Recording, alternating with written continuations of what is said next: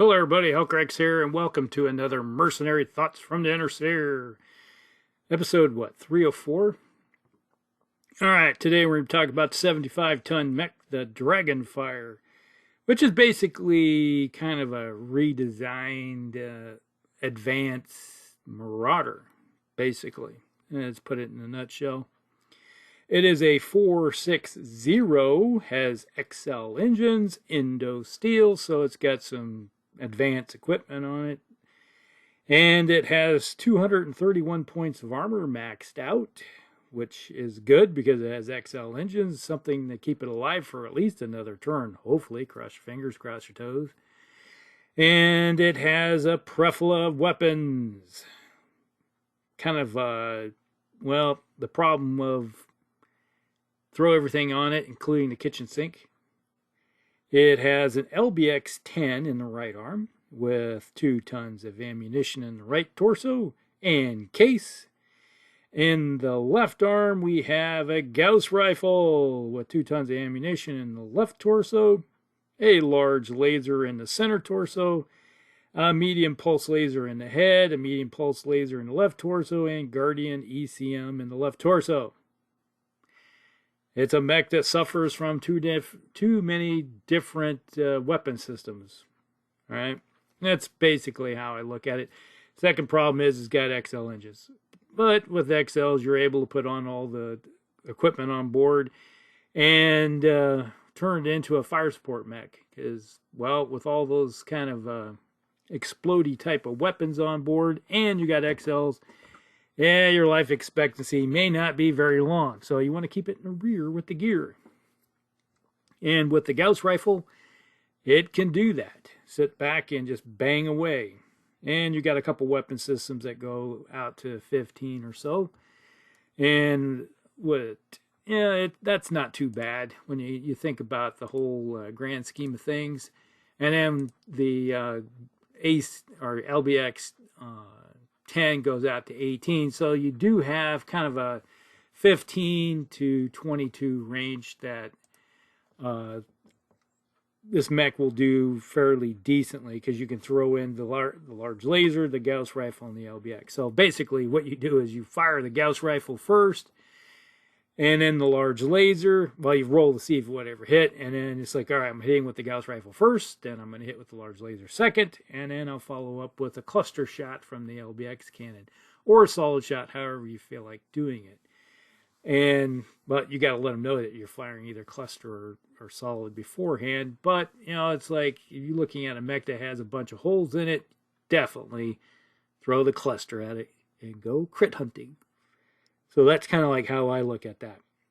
And then if you ever get it within 6, then you got those 2 medium pulse lasers to, well, do a little bit of work. I'm not a big fan of inner sphere pulse lasers. I'd rather have 4 standard medium lasers instead. At least it gives you a little bit more range, and the damage output is the same. Yes, you're getting the minus to hit with, making it easier to hit your target, but you got to get even closer. A lot of times I've spent a lot of games where I'm sitting in that 7 to 9 range, and I'm just throwing some extra stuff down range just to see what happens.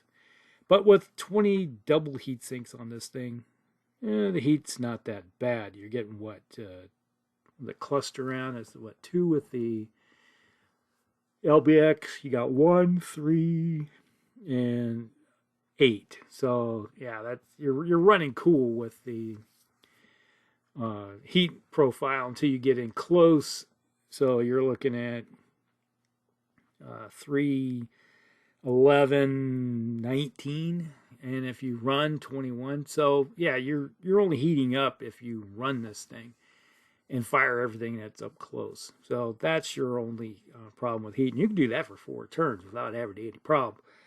And then you just shut down the, let's say, a pulse laser or something, and cool off immediately.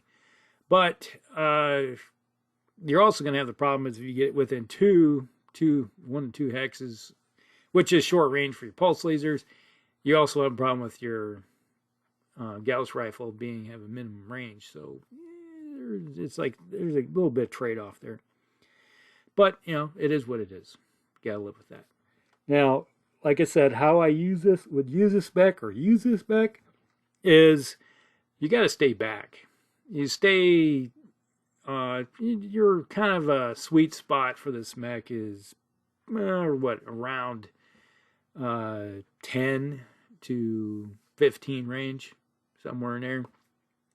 So you're kind of running around at the medium range, or preferably if you can park it in some heavy woods or something like that, where you're getting the mod for, because the most mod you're going to get off this thing if you run it is 2. So if you find yourself some heavy woods, why move? Why? You just sit there and just bang away. So there is that. So, but if you're going against clan, that 2 mod's probably not going to matter anyway. So there is that too. Now, let's see here. There is a few different versions of this mech. Oh, battle value is 1850. So around there, 1850. And that was the 3 Foxtrot, I believe. Yes, the 3 Foxtrot version. And then we have the 4 Foxtrot version.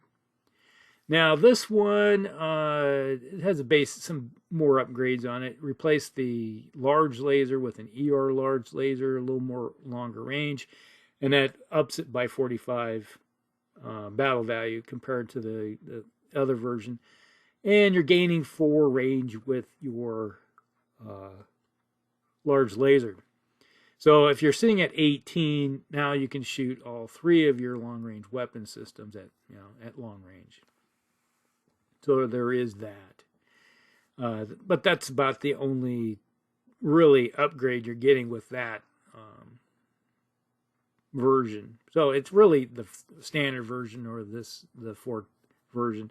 And there's not much overly a big difference other than you're pumping up your heat profile some, because you're looking at 15 up to 17 heat with your long-range weapon systems. And then when you get in close, that's when you start adding the pulse lasers and the extra heat. So there is what it is. Then we have the 6 FC or 6 Foxtrot Charlie version. All right, so this version carries an ER large laser of the 4F, but downgrades the medium pulse lasers to extended range. So now you have a couple, I believe it's 2 ER medium lasers.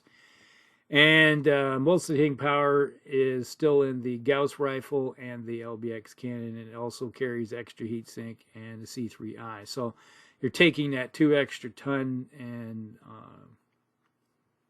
removing the ECM and adding that tonnage to heatsink and a C3I, and you're running around as basically kind of a WOB system. So there's that, and the battle value is almost identical to the original. You're only going up by 3? No, yeah, 3. Yeah, you're going up by 3. So that's not bad. And then you're capable of hooking up to the network. And then you got the long-range weapon systems and making use of your eyes and ears. So it can stay back as a fire support mech for its primary usage. So park it in the grass someplace in the woods and then just bang away. Then there's a couple variants on here, the custom ones they call it, the 7 Foxtrot Charlie. This belongs to the 37th Division of Precentor, basically WOBs. This one has a light fusion engine and improved C3I computer, a small cockpit, Indo-steel skeleton, and for weaponry it has a heavy Gauss rifle with 2 tons of ammunition and a plasma rifle with 2 tons of ammunition and case, so that which protect that. And it has a light PPC and a pair of ER medium lasers. But this one comes in around 22, a little over 2,200 battle value. But, it's kind of par for the course when you're thinking about WOBs, or Word of Blake type mechs, where they outfit them with all the good bells and whistles and they're kind of well, Word of Blake mechs are typically higher in battle value, and you're going to have less of them. So it's like playing clans, but with Inner Sphere equipment. So they do a better job of your standard Inner Sphere mechs, but you're going to have less of them. So if you're running a lot of numbers on your side, you can take these mechs down pretty efficiently. All right, then we have the Dragon Fire 3 Foxtrot Dragon Fire Cersei. Okay, this one changes the Gauss rifle for a light Gauss rifle, ripping out the ESM package. It upgrades the autocannon to the big giant heavy-duty AC-20. And then it also was modified a bit more by someone's installing a large pulse laser. All right, so there's that. That's pretty simple. So now you got a light Gauss rifle, an AC-20, and a large pulse laser for, you know, swapping out some of the lasers. So it is possible to go that route. Now, one version that we have used in the past, let me see if I can find it here. Yes, here we go. Basically, you still got the full, I think it's got the full max armor. Nope. That's the clan version. Ooh.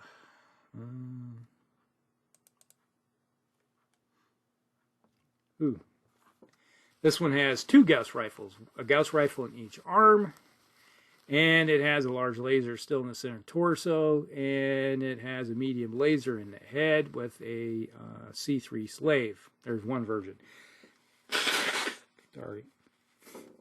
And then that's one version we've used. That's a fire support mech, pure right there. So it's kind of like a Marauder with Gauss rifles instead. It does a good job as long as you keep it in the rear with the gear. And then let's see, here's another version. This one, the other version we've used in the past, this is your shotgun mech. You have a LBX 10 in both arms with 2 tons of ammunition in both of them. Got, believe this has case in both sides. Yes, it has case in both torsos. And then we have a bunch. You still got an ER large in the center torso. We got a C3 slave in the head. And then we have a medium laser in the right torso, flamer right torso, medium laser in the left torso, 2 medium pulse lasers in the left torso, and Guardian ECM in the left torso. So it's kind of, and then the ammunition was, you know, you got ammo in the arms. The ammo got moved up to where the cannons are, but you still got case in each torso. So you don't have to worry about things blowing up as bad, but you're turning it into a shotgun mech where you're just rocking LBX shots. You can go with the solid, and you can go with the shotgun cluster munition, where you hit your target, and if if you're using a network with a master computer, you have everybody else rip the armor off some mech, and then this one follows up with a shotgun and just crits it to death pretty much. And if something gets in close, you got some medium pulse lasers and medium lasers, so you got a little bit of everything to keep you close, up close and personal type of weapon systems. So there is that. And you got some anti-infantry capability with the flamer. So that's kind of some of the things we've ran in the past with this mech. It's not overly exciting mech, but keep it in the rear and use it as a fire support, because you got those XLs. You want to keep it alive as long as possible and keep it out of the limelight. So the moment you start moving it up with the XLs, everybody starts focusing on it and want to kill it. And you just hope that they roll poorly. Yeah, just like in our last game where my Lao-Hu has XLs. And it got left hung out to dry, and everybody, the entire side just fired on it. It was like, oh, we missed with everything. Whew. And you're like, oh, beating sweat up. It's like, woo, almost died. But, it is what it is. So I hope you guys like this one. So like and subscribe, share with your friends, and we'll see you in the next one. Elcrex out.